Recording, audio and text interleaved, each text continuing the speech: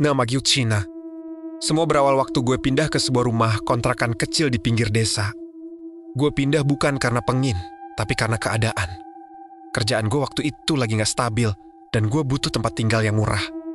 Rumah itu harganya jauh di bawah rata-rata. Lokasinya memang agak masuk ke dalam, jalannya sempit, dan kanan kiri cuma sawah sama semak. Tapi bangunannya masih berdiri kokoh. Dindingnya memang kusam, catnya mengelupas di sana-sini. Tapi nggak kelihatan kayak rumah terbengkalai. Di belakang rumah langsung kebun bambu. Bambu-bambunya tinggi, rapat. Dan kalau kena angin, suaranya beradu satu sama lain. Ngeluarin bunyi berdecit pelan yang entah kenapa bikin nggak nyaman. Jalur di belakang rumah jarang banget dilewati orang. Bahkan siang hari pun suasananya tetap teduh dan agak gelap. Waktu gue tanya ke warga sekitar, mereka bilang rumah itu udah lama kosong. Pemiliknya jarang kelihatan, cuma ngurus lewat orang lain. Tapi nggak ada yang bilang rumah itu angker atau apa. Atau mungkin mereka nggak mau bilang ke gue, entahlah. Saat itu gue nggak terlalu mikir. Aneh. Dalam kepala gue cuma ada satu, tempat ini murah dan gue butuh. Hari pertama gue pindahan, suasananya biasa aja. Gue beberes barang, nyapu lantai yang berdebu, ngepel seadanya. Rumah itu sunyi, tapi masih terasa wajar. Namanya juga rumah yang lama kosong. Malamnya gue masak mie instan.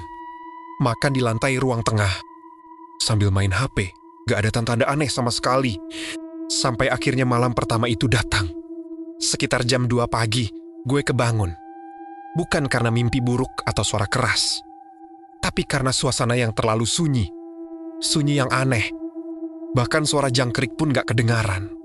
Gue sempat merem lagi, nyoba maksa tidur.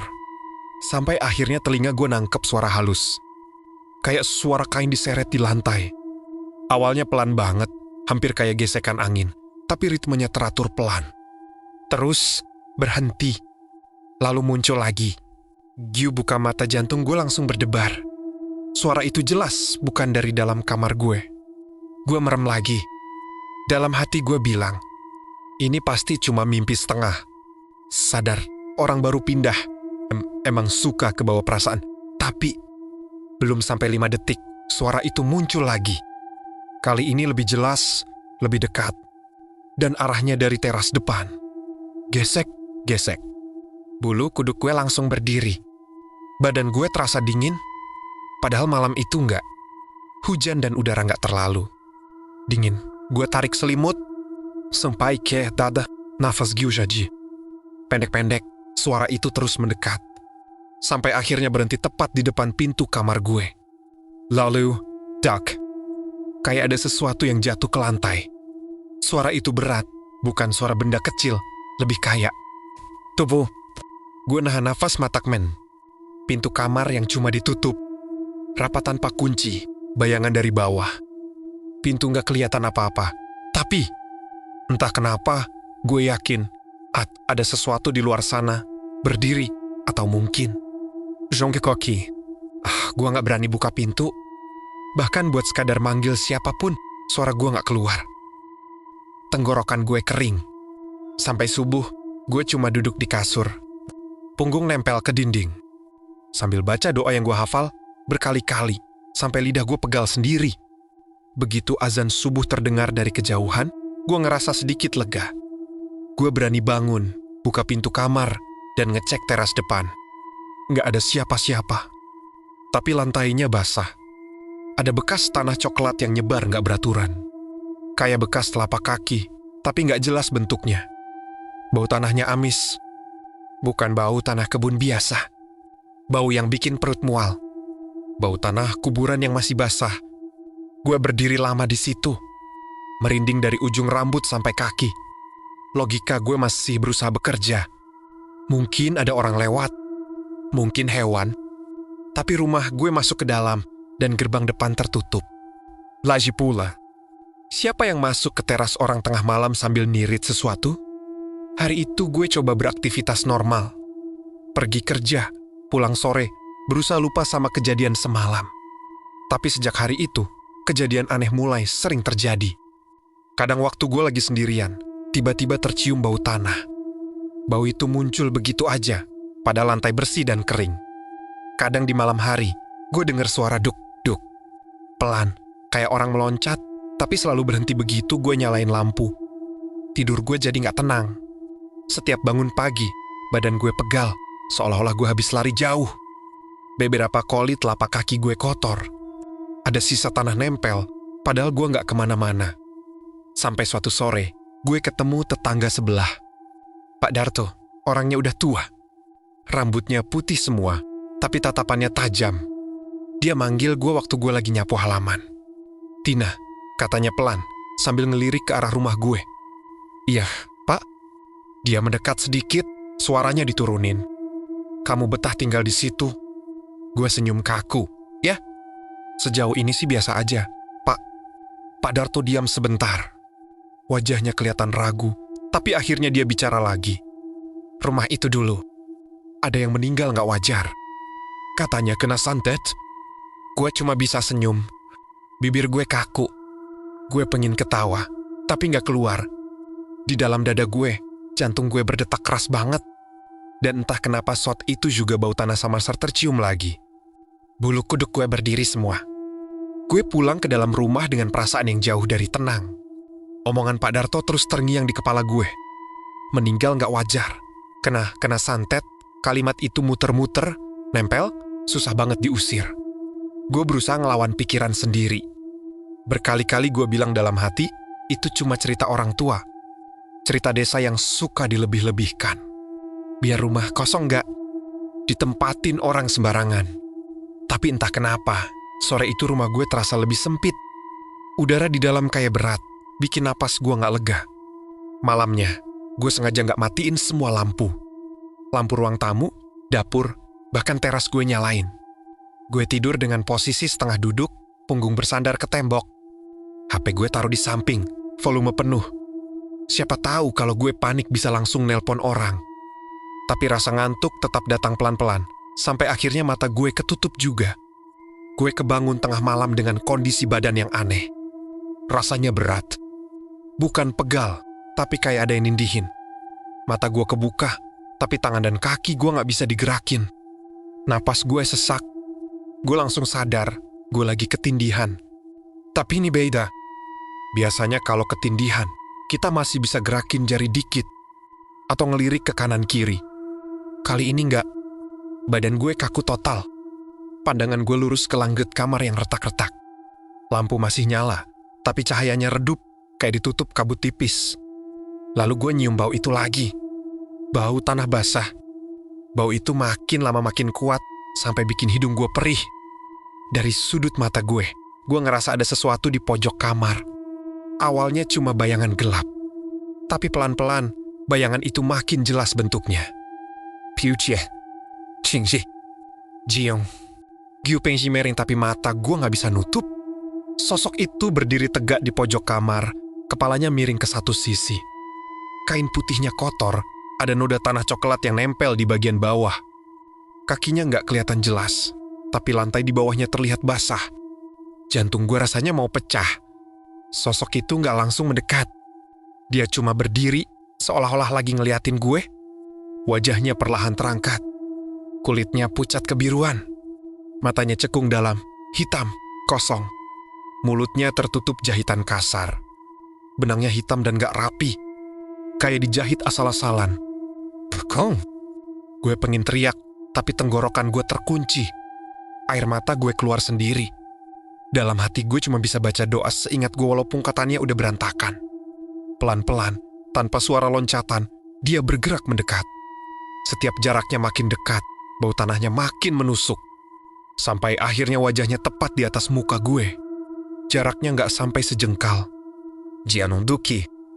Dan entah gimana caranya, meski mulutnya dijahit, gue dengar suaranya jelas banget, serak pelan tepat di telinga gue. Bukan kamu, tapi kamu yang kena. Begitu kalimat itu selesai, badan gue langsung bisa digerakin. Gue teriak squatnya, bangkit dari kasur, dan jatuh ke lantai. Napas gue ngos-ngosan, dada gue sakit banget. Waktu gue nengok ke pojok kamar, sosok itu udah gak ada.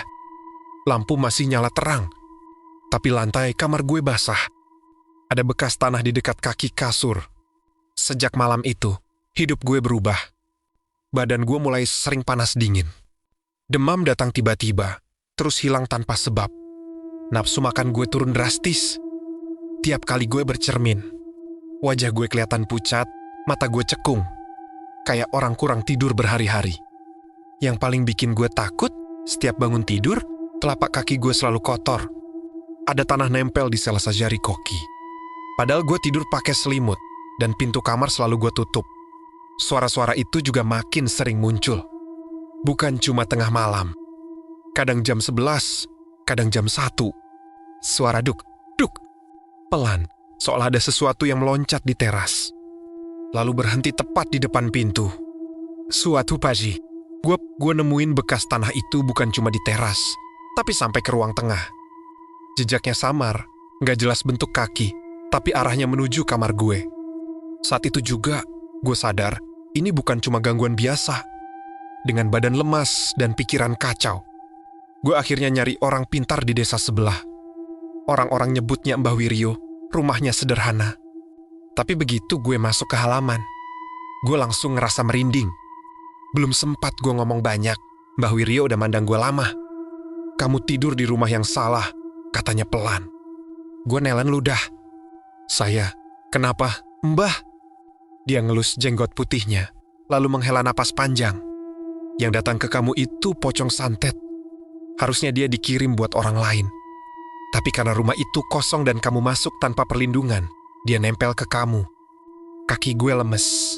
Gue duduk di lantai tanpa sadar.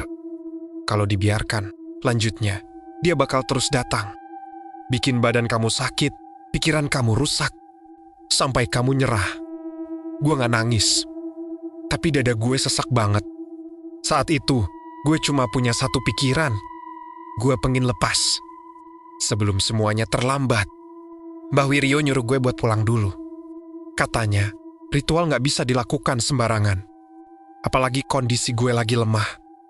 Tapi sebelum gue pergi, dia ngasih gue segelas air putih yang udah didoain. "Minum sekarang, separuh. Separuh lagi diminum sebelum tidur nanti malam," katanya. Gio nurut. Airnya rasanya biasa aja, tapi begitu masuk tenggorokan, dada gue agak anget sedikit, nggak banyak, tapi cukup bikin gue ngerasa masih hidup. Perjalanan pulang ke rumah kontrakan itu rasanya panjang banget. Jalan yang biasanya cuma 10 menit, hari itu terasa kayak sejam. Setiap kali gue lewat kebun bambu di belakang rumah, anginnya selalu bertiup lebih kencang dari biasanya. Bambu-bambu itu beradu, ngeluarin suara berdecit yang bikin kepala gue pening. Ada perasaan gak enak, kayak ada yang ngikutin dari belakang. Tapi setiap kali gue nengok, gak ada siapa-siapa. Begitu masuk rumah, suasananya beda. Bau tanahnya langsung nyamber hidung gue. Padahal jendela dan pintu masih tertutup. Gue buru-buru buka semua jendela, nyalain kipas, tapi bau itu gak hilang. Malah makin pekat. Kayak tanah basah yang baru digali. Gue duduk di ruang tengah, ngerasa lemas. Badan gue panas dingin. Kepala gue berat, kayak ditekan dari atas. Gue coba minum sisa air dari Mbah Wiryo, lalu rebahan di kasur tanpa matiin lampu. Sore itu gue sempat ketiduran sebentar, tapi mimpi gue kacau. Gue mimpi berdiri di sebuah tanah kosong. Malam hari, tanahnya basah. Dan di depan gue ada liang kubur terbuka. Dari dalamnya kain putih perlahan naik ke permukaan. Gue bangun sambil megap-megap. Matahari udah tenggelam. Langit di luar jendela gelap. Dan entah sejak kapan, rumah gue jadi sunyi banget. Gak ada suara motor, gak ada suara orang. Bahkan jangkrik pun gak terdengar. Gue duduk di kasur, jantung gue berdegup kencang. Perasaan gak enak itu balik lagi, bahkan lebih kuat. Sekitar jam 9 malam. Suara itu datang lagi. Awalnya pelan. Gesek, gesek. Kali ini gue gak tidur. Gue sadar penuh. Suara itu jelas banget dari teras depan. Gue nahan napas, kuping gue fokus. Suara gesekan itu berhenti. Lalu terdengar suara duk yang lebih keras dari biasanya. Kayak ada sesuatu yang jatuh tepat di depan pintu. Lampu teras tiba-tiba mati. Padahal saklarnya di dalam rumah. Badan gue gemeter. Gue pengen lari keluar, tapi kaki gue rasanya gak punya tenaga. Dari balik pintu kamar, gue dengar suara loncatan pelan, tapi bukan 1, 2 kali, 3 kali. Makin lama makin dekat. Sampai akhirnya berhenti tepat di depan pintu kamar gue. Gagang pintu bergetar pelan. Gue nutup mulut pakai tangan biar suara napas gue gak kedengeran. Air mata gue jatuh tanpa gue sadari. Dalam hati gue teriak minta tolong. Nyebut nama siapa aja yang gue kenal, sambil baca doa seadanya. Lalu terdengar suara yang bikin darah gue serasa berhenti mengalir. Bukan suara langkah, bukan suara loncatan, tapi suara napas. Berat, dalam, tepat di balik pintu kamar gue. Bau tanah basah itu sekarang bercampur sama bau anyir, kayak bau darah lama. Pintu kamar gue gak dibuka, tapi bayangan di bawah pintu jelas banget nunjukin ada sesuatu berdiri di luar sana. Gue ngerasa dada gue sesak, pandangan gue mulai berkunang-kunang. Dan sebelum gue kehilangan kesadaran, gue denger suara bisikan yang sama kayak malam itu. Belum selesai. Gue gak tahu berapa lama gue pingsan. Waktu gue sadar, lampu kamar masih nyala. Rumah masih utuh. Gak ada pipa di luar pintu. Tapi tubuh gue lemes banget. Tenggorokan gue kering. Dan saat gue duduk, gue sadar satu hal yang bikin gue hampir muntah. Di dada gue, tepat di bawah leher, ada bekas tanah, nempel, lengket, dan dingin. Malam itu gue gak tidur sama sekali. Gue duduk sambil nunggu pagi. Dengan satu pikiran yang muter terus di kepala gue. Kalau gue masih bertahan di rumah ini tanpa bantuan, gue gak bakal kuat lama-lama. Pagi datang dengan pelan. Tapi rasanya kayak datang terlambat. Cahaya matahari masuk lewat celah jendela. Tapi gak bikin rumah itu terasa hangat. Justru kelihatan pucat. Seolah-olah cahaya itu sendiri ragu buat masuk ke dalam. Gue berdiri di depan cermin kamar mandi, ngeliatin pantulan diri gue yang hampir gak gue kenal. Wajah gue tirus, bibir pucat, mata cekung dan merah kayak orang sakit keras, atau orang yang udah lama gak tidur, atau udah lama gak hidup dengan tenang. Gue gak mikir lama. Pagi itu juga gue balik lagi ke rumah. Mbah Wiryo, kali ini gue bahkan gak peduli badan gue. Gemeter sepanjang jalan. Begitu ngeliat gue datang, Mbah Wiryo langsung berdiri dari kursinya. Tatapan matanya serius, lebih serius dari kemarin. Dia sudah nempel kuat, katanya tanpa gue perlu cerita apa-apa. Kaki gue langsung lemas, gue duduk di teras rumahnya. Napas gue berat, Mbah. Saya masih bisa diselamatkan. Migi. Wiryo diam cukup lama, lalu dia mengangguk pelan, masih, tapi gak gampang. Dan kamu harus siap. Ritual dilakukan malam itu juga. Malam Jumat Kliwon. Gue dibawa balik ke rumah kontrakan itu. Ditemani Mbah Wiryo dan 2 orang yang katanya murid beliau. Begitu matahari tenggelam, suasana rumah langsung berubah. Angin dari kebun bambu bertiup kencang. Bikin daun-daun bambu beradu keras. Seolah-olah ada yang marah. Gue disuruh duduk di tengah ruang tamu. Lampu dimatiin semua. Cuma lilin yang dinyalain di 4 penjuru. Bau kemenyan langsung memenuhi ruangan. Mbah Wiryo ngingetin satu hal berulang kali. Apapun yang gue denger, apapun yang gue rasain, gue gak boleh nengok, gak boleh berdiri, gak boleh lari. Doa mulai dibaca. Awalnya pelan, tapi lama-lama makin keras. Udara di dalam rumah jadi dingin banget. Nafas gue kelihatan keluar kayak asap tipis. Tangan gue gemeter, tapi gue paksain buat tetap di posisi. Lalu suara itu datang. Tak. Sekali. Tak. 2 kali. Suara loncatan itu keras, dari teras, lalu makin dekat. Lantai rumah terasa bergetar tiap suara itu muncul. Bau tanah basah langsung nyergap, jauh lebih kuat dari sebelumnya. Gue ngerasa ada sesuatu berdiri di belakang gue. Dekat Cibengjej.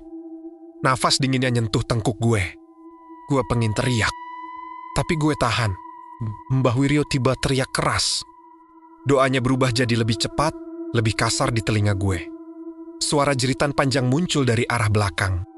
Bukan jeritan manusia. Lebih kayak suara kain diseret dan ditarik paksa. Dicampur suara orang kesakitan. Tubuh gue kejang. Dada gue panas. Rasanya kayak ada sesuatu ditarik keluar dari dalam tubuh gue. Air mata gue keluar tanpa henti. Gue hampir jatuh ke depan, tapi salah satu murid Mbah Wiryo nahan pundak gue. Jeritan itu makin keras. Lalu tiba-tiba berhenti. Sekejap kemudian, udara di dalam rumah terasa ringan. Bau tanah perlahan menghilang. Angin berhenti, sunyi. Mbah Wiryo terduduk. Nafasnya berat. Sudah, katanya pelan. Gue jatuh terduduk di lantai. Badan gue lemas total. Tapi untuk pertama kalinya setelah sekian hari, gue ngerasa lega. Kayak beban berat yang selama ini nindih dada gue akhirnya diangkat. Sebelum pergi, Mbah Wiryo ngeliat gue lama. Santetnya sudah diputus. Tapi rumah ini tetap bukan tempat yang aman. Jangan pernah kembali. Gyo Nuruchi. Besok paginya, gue langsung angkat barang. Nggak banyak yang gue bawa. Gue nggak nengok ke belakang waktu ninggalin rumah itu. Gue nggak mau. Sekarang, gue tinggal di tempat lain. Hidup gue pelan membaik. Badan gue sehat lagi. Tidur gue normal. Tapi ada satu hal yang nggak pernah benar-benar hilang. Kadang, kalau gue mimpi, gue masih nyium bau tanah basah. Kadang, di tengah malam yang sunyi, gue kebangun dengan perasaan seolah ada yang berdiri di ujung kamar. Nggak kelihatan, nggak bersuara, tapi terasa. Dan setiap kali gue inget rumah kontrakan itu, gue selalu inget satu kalimat yang dibisikkan ke gue malam itu. Belum selesai. Mungkin santet itu sudah putus, tapi rasa penasaran, rasa takut, dan bekasnya akan selalu tinggal. Terima kasih sudah menonton videonya sampai selesai.